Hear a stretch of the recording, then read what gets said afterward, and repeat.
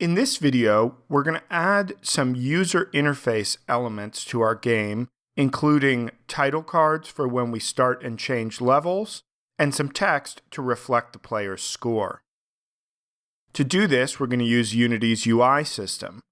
We're going to go to Game Object, UI, Canvas. The canvas is going to hold all of our user interface elements. The first element that we're going to create is going to be an image, which we're going to use as a background for our title cards. Let's go to Game Object, UI, Image. Notice that it's created as a child of the canvas. And the first thing that we're going to do, we'll switch over to our scene view and zoom out. And we're going to use the anchor presets here to stretch this to fit by option clicking. We're also going to set the color to black.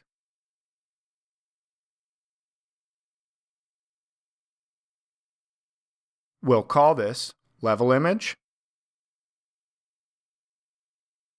Next, we're going to create a text object that is going to display what level the player is currently on as we start and change levels. Let's highlight our level image, Game Object, UI, Text. We'll call this Level Text. The first thing that we're going to do is anchor it to the center of the screen. We'll click on our anchor presets and Option or Alt-click the center preset. Next, we'll set the color of our text to white by clicking on Color and then dragging to white. We'll set our font size to 32. Notice that when we do this, the text disappears. That's because the text has become too big to fit within the width and height dimensions specified in the rect transform. Because we're going to have text that's going to vary in size, displaying both our level number and our game over message, we're going to use the horizontal and vertical overflows to allow the text to overflow. We're going to set horizontal overflow to overflow and vertical overflow to overflow as well. Now our text reappears. We're also going to center and middle align it.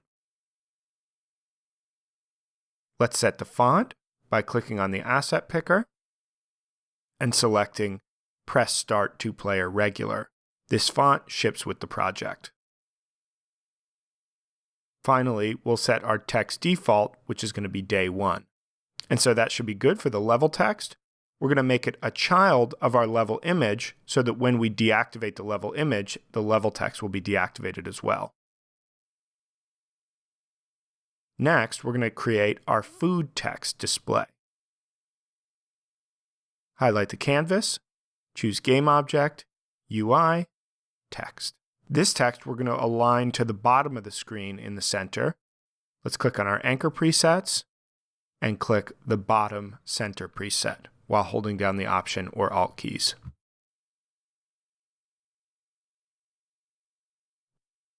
Again, we'll set the color to white. Click Color, drag to white. We're going to set the size to 24.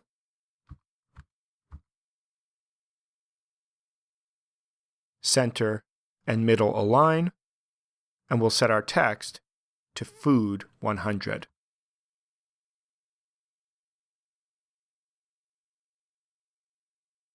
We'll set our font to Press Start to Player Regular. Notice again that the text is being cut off. We'll set our horizontal and vertical overflows to overflow.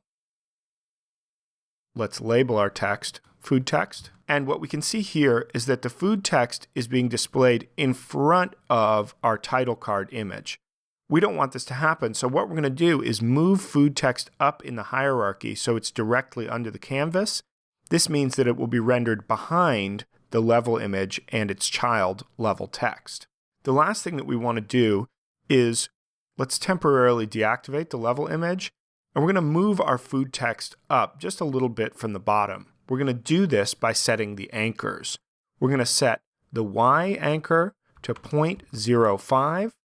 We can see that it moves in the UI, and we're going to set the max to 0.05 as well. Notice that the text hasn't moved when we've done this, but a negative 13 pixel offset has been incurred in the rect transform. Let's now set the position Y to 0, and we'll see our text move up. Let's reactivate our level image, and then we can get into some scripting to control these UI elements.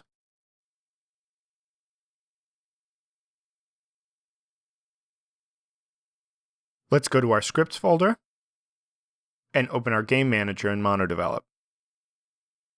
Next, we're going to add the code that we need to our game manager to manage our UI and also to handle transitions between levels. Let's reset our private integer level to 1 so that we start on level 1 now. The first thing that we're going to add to our game manager script is the namespace declaration using UnityEngine.ui. Next, we're going to add a public floating point variable called level start delay. This is going to be the time to wait before starting levels in seconds. Next, we're going to add a private variable of the type text called level text. This is going to be the text that's going to display the current level number, which we've currently got set to day 1 in the editor. We're also going to declare a private variable of the type GameObject called level image. We're going to use this to store a reference to our level image so that we can activate it and deactivate it as we want to show and hide it. We're also going to add a private Boolean called doingSetup, which we're going to use to check if we're setting up the board and prevent the player from moving during setup. After a wake, we're going to add a new private function that returns void called onLevelWasLoaded, which takes an integer parameter called index. OnLevelWasLoaded is part of the Unity API, and it's called every time a scene is loaded. We're going to use this to add to our level number and to call our initGame function after a new level has been loaded. We're going to use initGame to manage our UI elements and set up each level. We're going to start by setting our doingSetup Boolean to true. This means the player won't be able to move while the title card is up. Next, we're going to get a reference to our level image object using GameObject.find. Here we're finding by name, so you want to make sure that your GameObject name in the editor matches the string that we're using with GameObject.find. We're going to do the same thing for our level text, but we're also going to get a component reference to the text component. Next, we're going to set the text of our level text to our current level number. The text that we're setting is going to be a string, so we're going to provide day with a space, and then we're going to append our level integer at the end. So in this case, it'll read day space 1. We're going to activate our level image game object using setActive. Next, we're going to declare a private function that returns void called hideLevelImage. We're going to use this to turn off our level image when we're ready to start the level, and we're going to invoke it from within initGame. Inside hideLevelImage, we're going to turn off our level image. And we're also going to set doingSetup to false so that the player can now move. Back in initGame, we're going to invoke hideLevelImage, passing in level start delay as our delay time. This means that once we've displayed our title card, we're going to wait 2 seconds before turning it off. In update, we're going to add a check for doingSetup to our if statement. This is what's going to prevent the player from moving if doingSetup is true.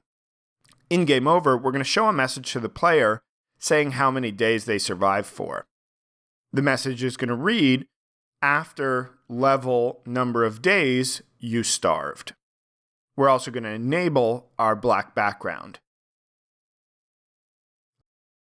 Let's save our script and return to the editor. The next thing that we need to do is to add a few lines of code to our player so that our player can update the food text as the value changes. Let's open our player in MonoDevelop.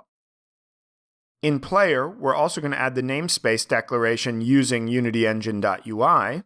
Next, we're going to add a public variable of the type text called food text. In start, we're going to set the value of food text to the current food score. In attempt move, we're going to do the same thing after we've subtracted from the player's food point score. We're also going to display a message when the player picks up a food object or a soda object.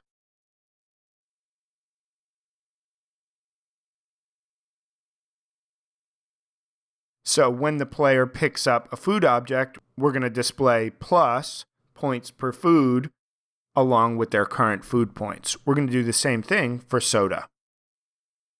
In lose food, we're going to display a similar message showing how many food points the player lost when they were attacked.